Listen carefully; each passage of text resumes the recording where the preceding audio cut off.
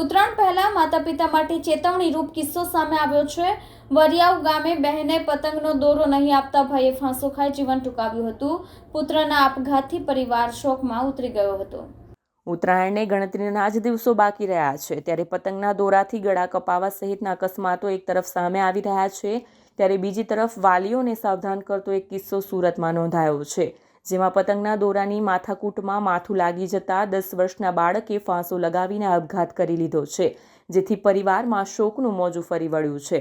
સુરતના વરિયાવ વિસ્તારમાં ભલાભાઈ દલપતભાઈ રાઠોડ તેના 4 બાળકો અને પત્ની સાથે રહે છે ત્યારે ભલાભાઈ અને તેની પત્ની મજૂરી કામ માટે ખેતરે જતા રહ્યા હતા। આ દરમિયાન બાળકો ઘરે એકલા હતા, જેથી ઉત્તરાયણ અગાઉ આ બાળકો પતંગ ઉડાવી રહ્યા હતા।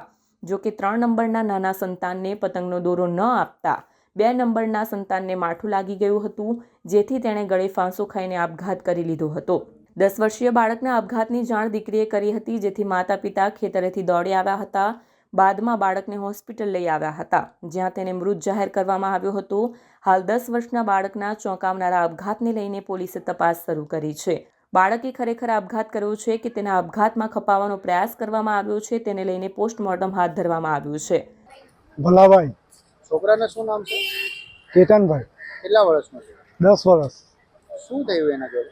એને એ 2 ભાઈ દોરી સારું જરાક એક બોલાબોલી કરી, એમાં એ ઘેરેથી ને શું કર્યું તે ખબર નહીં।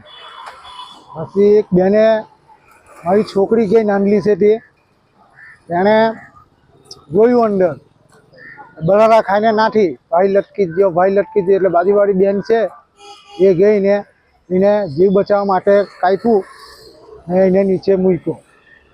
સુરતમાં ક્યાં રહેવાનું? સુરતમાં વડિયાવ કંતાળા। કેટલા વર્ષનો છે કેતન? 10 વર્ષ। શું ભણે છે? શું કરે છે? ના, ભણવાનું બંધ કરી દીધું, ઘરે રહે છે? ઘરે રહે। પતંગને દોરી માટે જ આવું કર્યું કે કંઈક બીજું?